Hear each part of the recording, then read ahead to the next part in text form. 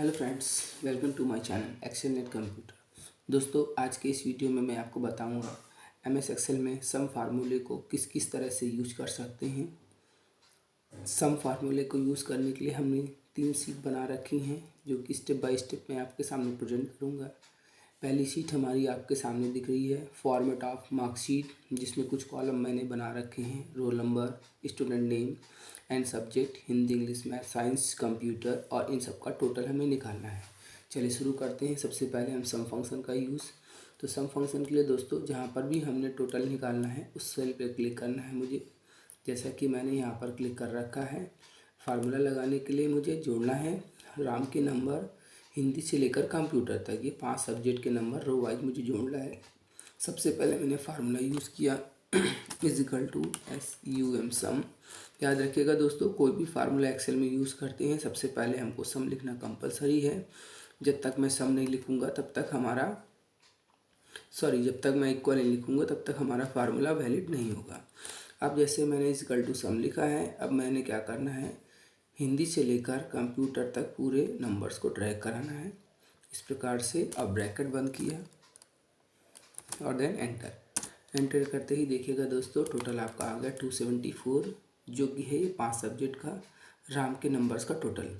एक दूसरा तरीका होता है दोस्तों कि जैसे मान लीजिए आपको यहाँ पर पूरे नंबर्स का टोटल चाहिए, तो हमने कर्सर यहाँ पर रखा शुरुआत के सब्जेक्ट पर और लास्ट तक पूरा लेकर आए। जहाँ पर भी हमें टोटल निकालना है उस सेल तक ड्रैग कराकर कर्सर लाए और सीधे मैंने यहाँ पर ऊपर गया प्रॉपर्टी बार में, और यहाँ पर ऑप्शन मिलेगा ऑटो सम का। जैसे इस पर क्लिक करूँगा, क्लिक करते ही आउटपुट आ गया। तो ये 2 स्टेप होते हैं सम फार्मूले को यूज़ करने के। जो भी आपको आसान लगे आप उसको फॉलो कर सकते हैं। दोस्तों याद रखिएगा, जैसे कि एक्सेल में हम लोग कोई भी फार्मूला एक बार चलाते हैं और सेम फार्मूले को कंटिन्यू अदर सेल के लिए भी यूज़ करना है, तो हम लोग उस फार्मूले को बार बार नहीं लगाते हैं। हम लोग क्या करेंगे, अपने आउटपुट पर क्लिक करेंगे और राइट साइड में यहाँ पर सबसे छोटा +1 कराता है, यहाँ से इसको पूरे ड्रैग करा लेंगे नीचे तक, सारे आउटपुट अपने आप आ जाएंगे। ये हो गया हमारा सम फार्मूला। सम फार्मूले को आपने देखा कैसे हमने यूज़ किया। अब आते हैं सम इफ। देखिए दोस्तों, सम इफ फार्मूले में क्या होता है, जैसा कि सम फार्मूले में हम लोग एक ही सेल के सारे नंबर्स को एक ही कॉलम या एक ही रो के सारे नंबर्स को हम जोड़ सकते हैं बिना किसी कंडीशन। सम इफ फार्मूले का मतलब होता है कि आप टोटल तो होगा मगर वो कंडीशन, जैसी आपने कंडीशन अप्लाई कर रखी होगी उस तरह से वो आपका सम दिखाएगा। अब उसको हम लोग यूज़ करते हैं, देखते हैं कैसे यूज़ होता है।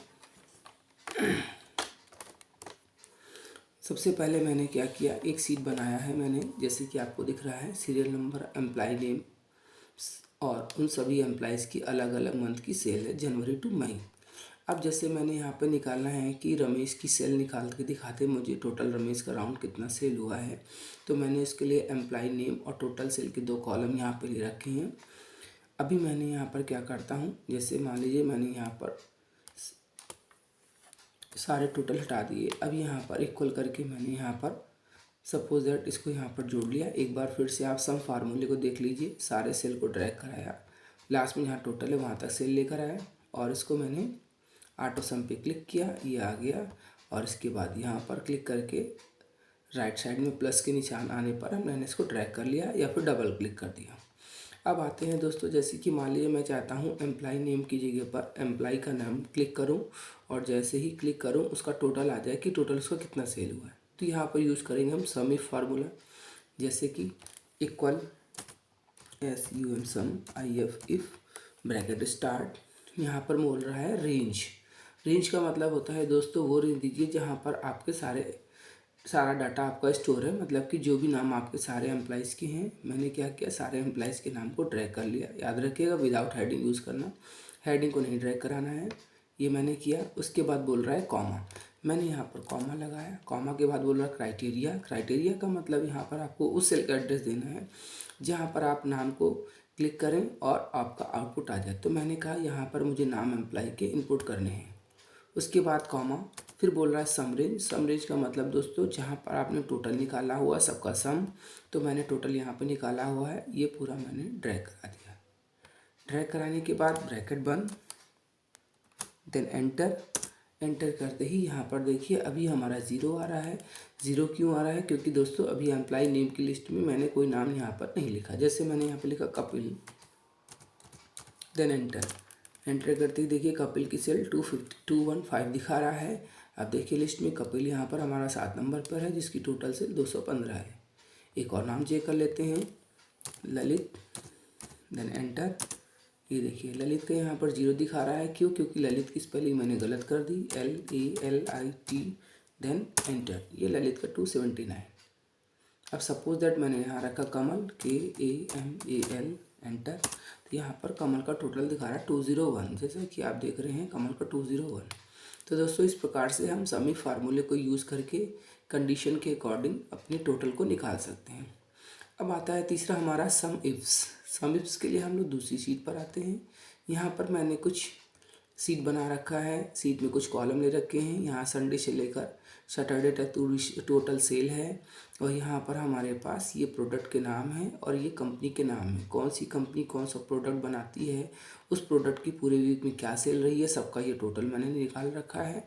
अब मुझे ओवरऑल यहाँ पर कंपनी का नाम और प्रोडक्ट का नाम डालकर से पर्टिकुलर उसी का टोटल जानना है। मतलब कि हमें सारा टोटल नहीं जानना है, सिर्फ उसका टोटल जानना है जिसका मैं चाहूँ। तो उसके लिए यूज़ करते सम इफ फंक्शन। यूज़ करने के लिए मैंने टोटल वाले सेल पर क्लिक किया, यहाँ लिखा equal to sum ifs, then bracket. अब यहाँ पर पूछ रहा है सम रेंज। अब याद रखिएगा दोस्तों, जब हम लोग सम इफ फंक्शन को यूज़ करेंगे तो वहाँ पर सम रेंज हमको पहले देना होता है, जबकि सम इफ फंक्शन में पहले क्राइटेरिया देना होता है, फिर उसके बाद सम रेंज देना पड़ता है। परंतु यहाँ पर हमें सम रेंज पहले देना है। तो मैंने क्या किया, सम रेंज हमारी ये है, मैंने इसको पूरा ड्रैग करा लिया। उसके बाद कॉमा। अब बोल रहा है क्राइटेरिया रेंज। क्राइटेरिया मतलब आपने पहला कॉलम कंपनी के लिए लिया हुआ है, तो क्राइटेरिया हमारा होगा कंपनी पूरी। तो ये हमारा क्राइटेरिया रेंज आ गया, कॉमा। अब इसके बाद बोल रहा है क्राइटेरिया 1। आप कहाँ पर कंपनी का नाम क्लिक करेंगे, कहाँ पर कंपनी का नाम इनपुट करेंगे। तो मैंने कहा यहाँ पर मैं कंपनी का नाम इनपुट करूँगा, यहाँ पर क्लिक कर दिया। उसके बाद कॉमा। अब बोल रहा क्राइटेरिया रेंज 2। अब चूँकि ये फार्मूला सम इफ्स का है, तो इसमें हम एक से ज़्यादा कॉलम को यूज़ कर सकते हैं। तो हमारे पास दूसरा कॉलम है प्रोडक्ट के लिए, तो प्रोडक्ट के नाम सारे मैंने यहाँ पर लिख रखे हैं, ये मैंने सिलेक्ट किया, कॉमा। अब बोल रहा है क्राइटेरिया 2, तो क्राइटेरिया 2 प्रोडक्ट का नाम यहाँ पे इनपुट करूँगा। देन उसके बाद ब्रैकेट बंद एंड एंटर। एंटर करते देखिए दोस्तों यहाँ पर 0 आ रहा है। 0 क्यों आ रहा है? क्योंकि अभी सेल ब्लैंक है। यहाँ पर मैंने कंपनी का नाम दिया नोकिया और प्रोडक्ट का नाम दे दिया जैसे मान लीजिए फ़ोन। Then enter. एंटर करते ही देखिए नोकिया हमारे पास फ़ोन 38 इसकी सेल है। आप देख लीजिए नोकिया हमारे पास कंपनी ये है। नोकिया ये चार्जर बनाती है। मैंने चार्जर का नहीं फ़ोन का डाला हुआ है, तो हम पहले देखेंगे कंपनी नोकिया कहाँ पर है और फ़ोन ये है। यहाँ पर देखिए टोटल दोस्तों 38 यहाँ पर आ रहा है। कुछ और चेक कर लेते हैं। सपोज दैट मैंने डाल दिया नोकिया का चार्जर, कि नोकिया के चार्जर की क्या सेल है। एंटर किया 35। देखिए दोस्तों नोकिया के चार्जर 35 यहाँ पर टोटल दिखा रहा है। कुछ और चेक कर लेते हैं। मान लीजिए मैंने यहाँ डाला LG और यहाँ पर डाला LED और एंटर। तो एंटर करते ही देखिए LG की LED हमारे पास है। LG LED ये बना रहा है, जिसकी टोटल सेल दिखा रहा है 37। यहाँ पर LG दिखा रहा है LED की सेल है 33, तो टोटल मिलाकर हमारा हो गया 70। इस प्रकार से दोस्तों हम किसी भी सेल पर अलग अलग कंपनी अलग अलग प्रोडक्ट का नाम डालेंगे और हमारा आउटपुट आ जाएगा। ये था हमारा 3 प्रकार के सम का use, sum if and sum ifs. Video पसंद आया हो तो इसको लाइक करें, शेयर करें। धन्यवाद।